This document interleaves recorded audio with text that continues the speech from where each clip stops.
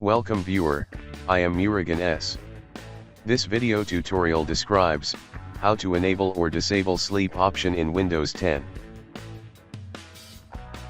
No sleep option is available. Type Control Panel in Windows search bar. Click Control Panel.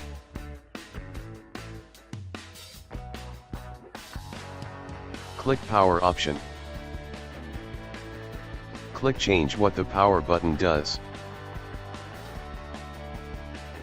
Click Change settings that are currently unavailable. Check Sleep. Click Save Changes.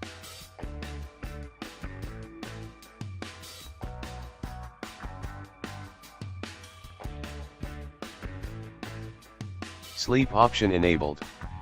Thanks for watching. I hope this video tutorial helps to solve the problem. Please like, share and don't forget to subscribe my channel. See you next video.